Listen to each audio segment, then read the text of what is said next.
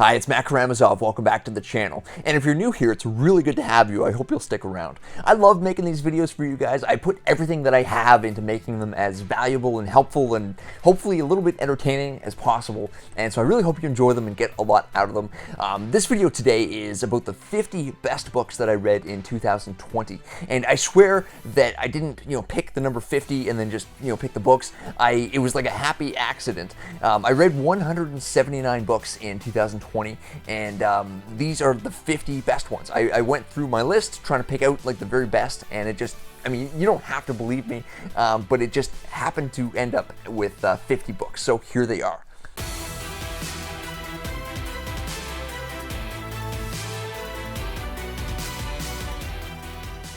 Now, it's a wide range of books and genres, so I'd never expect everyone to agree on every single choice, but there definitely is gold in here for everyone. And before diving into the list, you should also know that I love buying books for people, so I run this sort of monthly book giveaway with my email newsletter. So I pick one of my newsletter subscribers at random, I buy them a book of their choice every single month, and I also donate $100 in their name, like the winner's name, to Doctors Without Borders, the global humanitarian relief organization. And basically everyone who enters or signs up gets 300 book summaries from me, like written by me, from books that I've read, and just a whole bunch of other good stuff. I won't sort of drag this out by telling you everything that you get, but it's so much that I have to spend a few minutes telling you. So I'm not going to do that. You'll just have to check that out down below in the video description. Okay, so we're going to start with book number 1, and it is called Thirst by Scott Harrison. Former nightclub promoter Scott Harrison asked himself during a personal crisis of conscience the question, what would the opposite of my life look like? Pursuing the answer to that question led him to start Charity Water, an organization that has since funded 44,000 water projects in 28 countries, raising more than $370 million so far. And I donate to them every single month as well.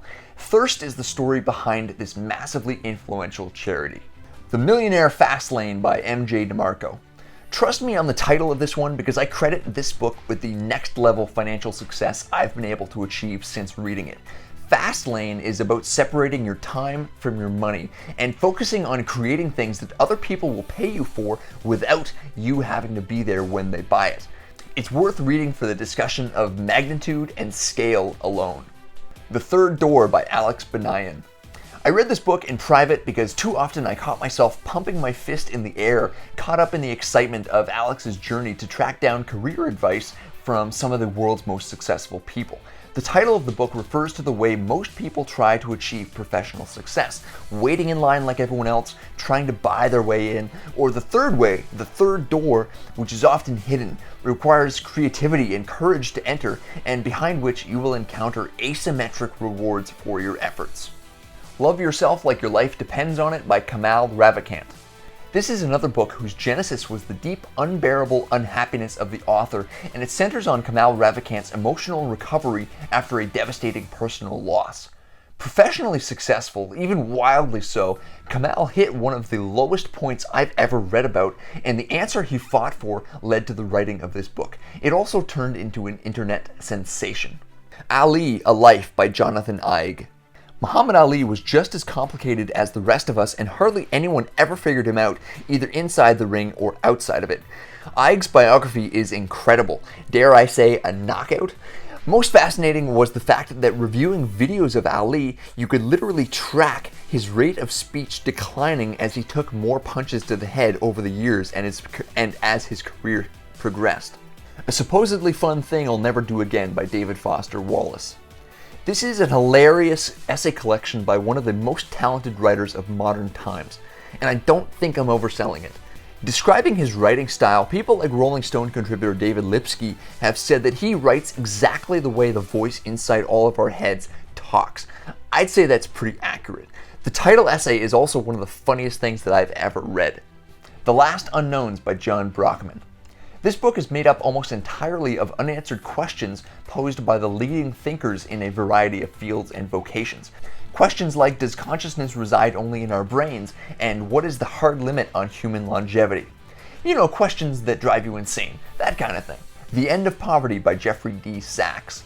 Millions of people die each year for no other reason than that they're too poor to stay alive. Sacks's book is hopeful, however, in that it chronicles all the progress we've made so far and what we need to do collectively in order to sustain that progress. This book also taught me about the 4 different types of poverty and the individual challenges posed by geography, demography, history, etc. Consider This by Chuck Palahniuk. The author of Fight Club hands down his best advice on how to make your own written pages come alive. Most useful for me was the discussion of the clock, which is some artificially imposed time restraint that makes the action more meaningful in your story, and the gun, which is something that you plant early in the novel and have go off unexpectedly when you want to introduce suspense.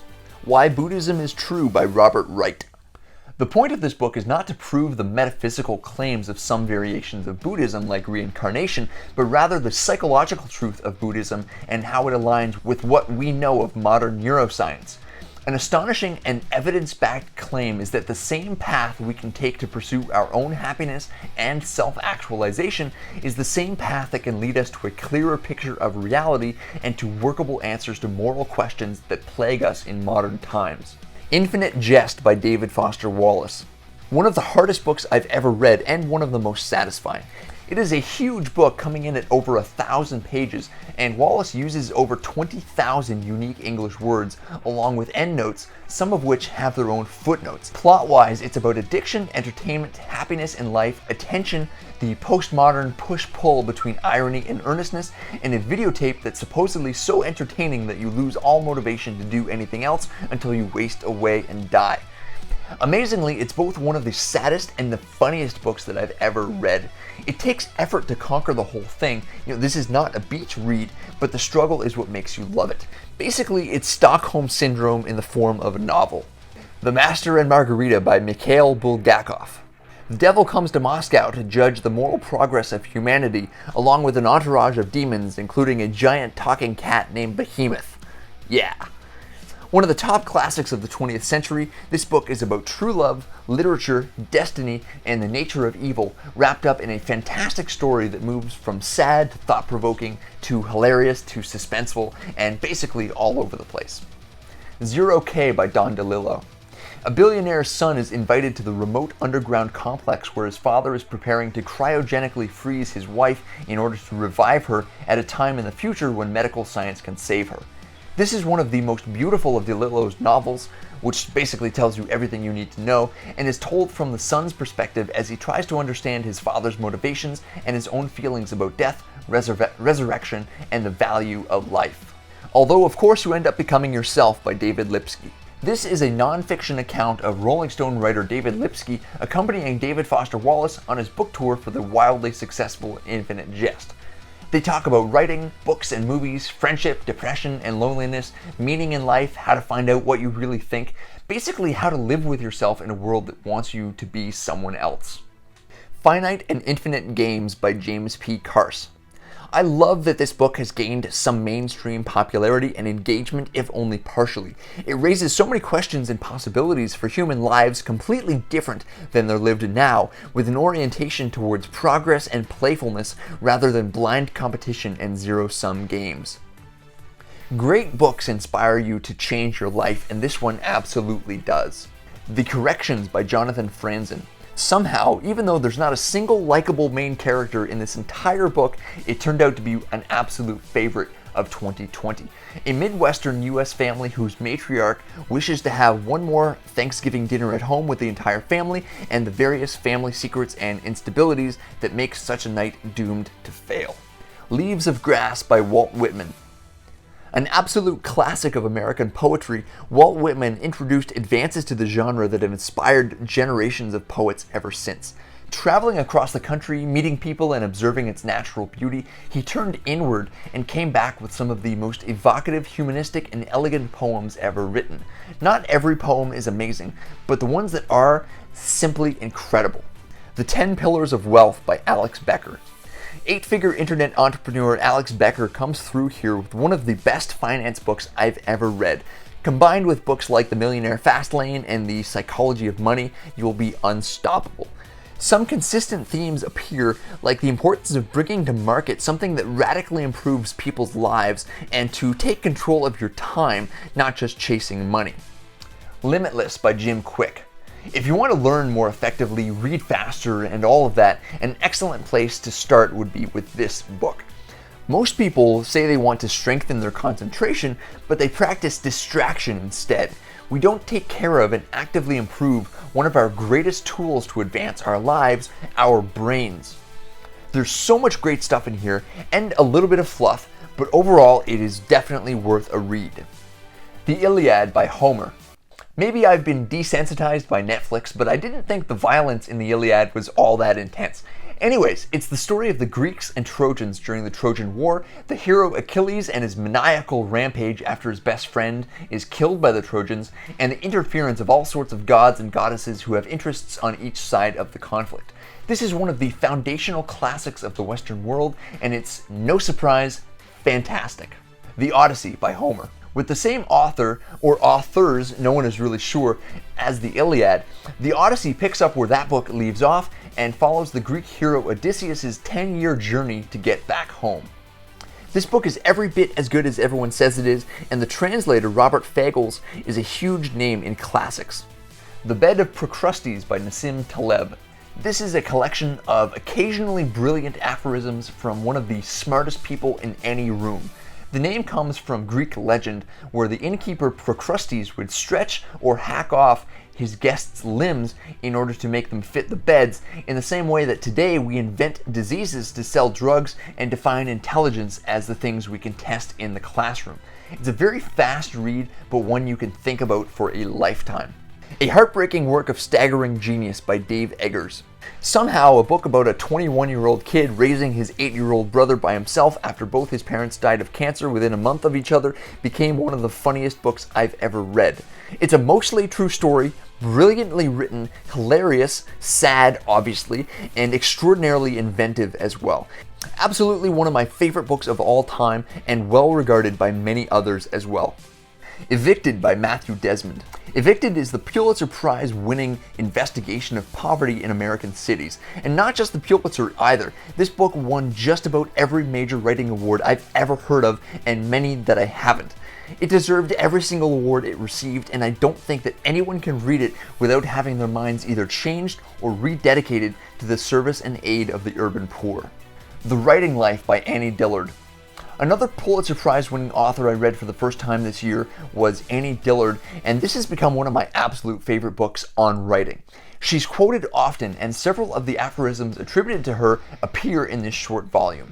I highly recommend this one to any aspiring writer, or simply anyone who wants to see how their favorite authors do it.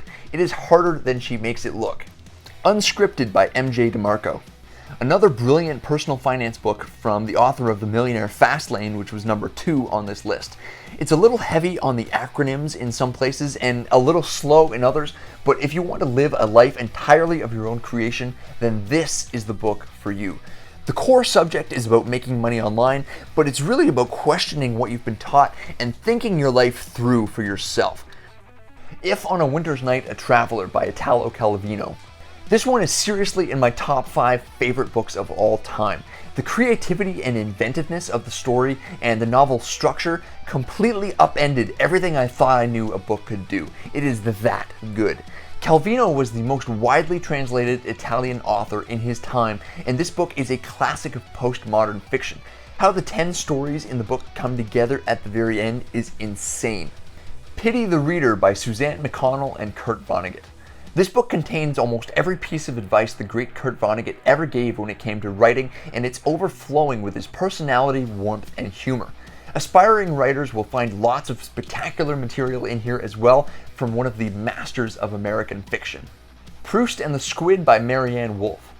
Humans were not designed to be able to read, and the very fact that we're able to at all is a miracle of our existence. I myself, the big tough nightclub bouncer that I am, was overcome with gratitude for being able to read the deeper I got into this spectacular book. It's basically about the science of reading in the brain, why it happens and why it doesn't. The Baron in the Trees by Italo Calvino. This one's about the 12-year-old son of an Italian nobleman who refuses to eat the snails that his, quote, odious sister has cooked for dinner, saying that he'd rather spend the rest of his life in the trees outside their estate than eat the snails. Well, he actually does it, and this is the story of the rest of his life in the trees, never once stepping foot on Earth again. Calvino is a genius, and this book is more proof. Fear by Bob Woodward. Woodward is the legendary journalist who broke the Watergate scandal, and Fear is about the Trump administration's bumbling and confusion in the White House. I finished this book in about a half a day. It was such a page-turner. Woodward is at the top of his game, and if you're into American politics or you're even just horrified by it, this is a must-read. Autobiography of a Spiritually Incorrect Mystic by Bhagwan Rajneesh. Yes, I've seen the documentary Wild Wild Country, and I know that Osho was a cult leader. I don't care.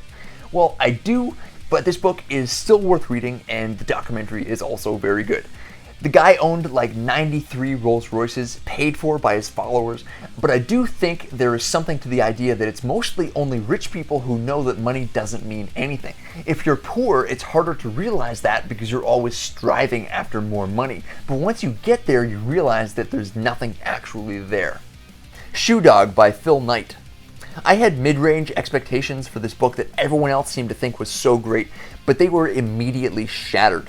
This book is absolutely incredible, one of the absolute best business books out there, and I honestly did not want it to end. It's the story of the founding of Nike, the shoe company, but it's even worth reading if you care nothing about business or shoes or even sports for that matter. It is that good. Childhood's End by Arthur C. Clarke. A classic of the science fiction genre, in this book aliens hover in their spaceships over all the major cities of the world and demand an end to violence, poverty, and oppression.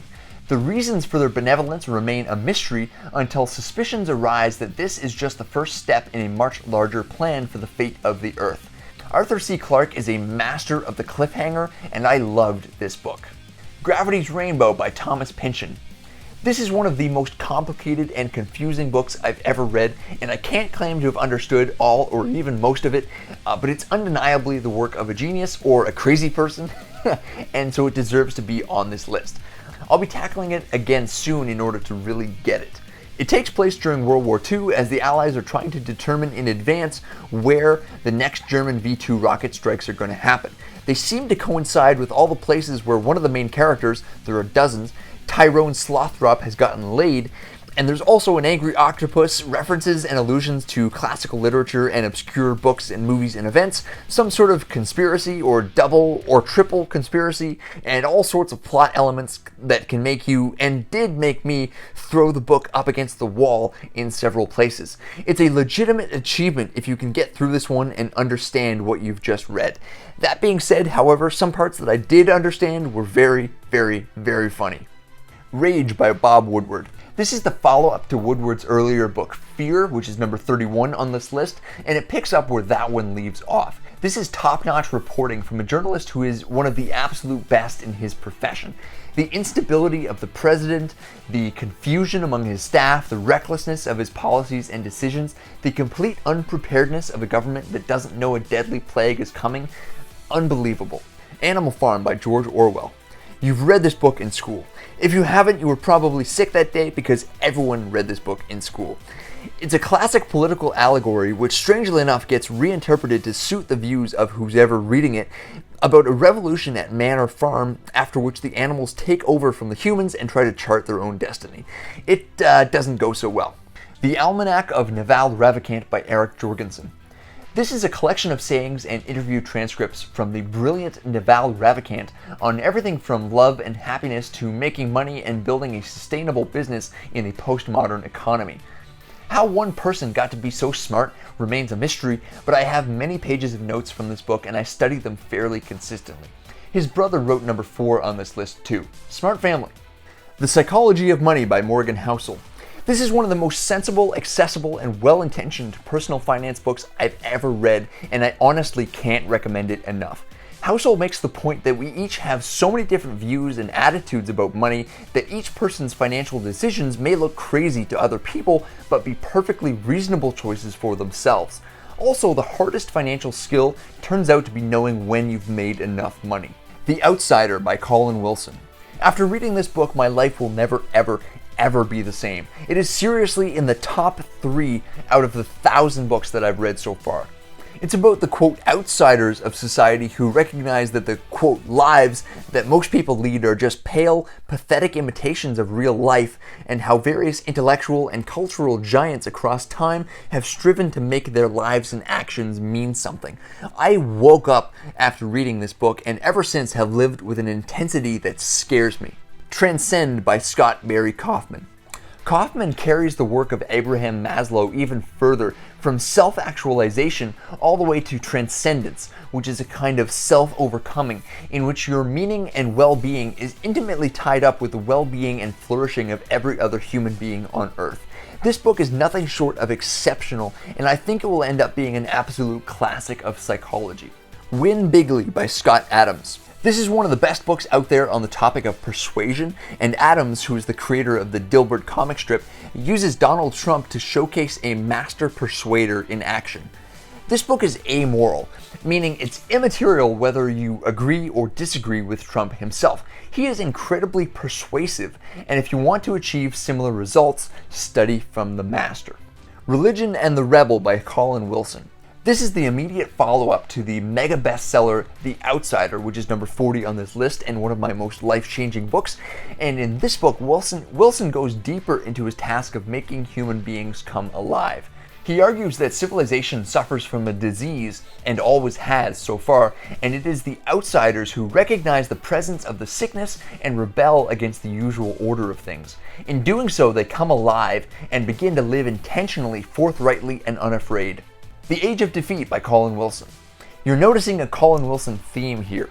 These 3 books are all part of the 7-book series known as the Outsider Cycle.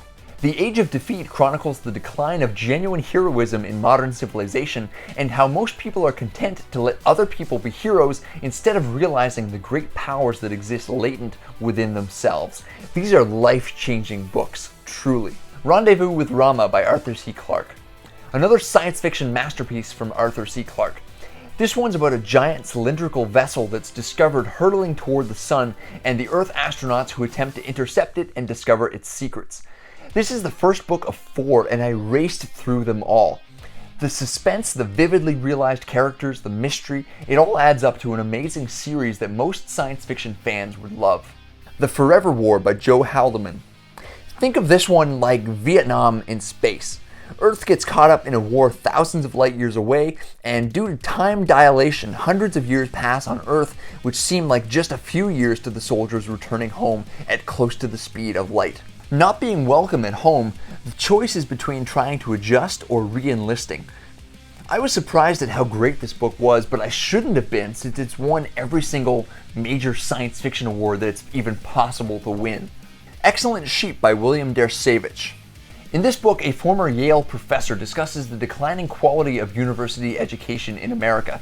This is probably one of the more depressing books on this list, but I do love to see someone as passionate about learning and education as Dershowitz stand up and sort of uncover all the nonsense surrounding the expensive degrees that are cluttering up graduates' walls, yet which don't signify that any actual learning has taken place. The Antidote by Oliver Burkeman.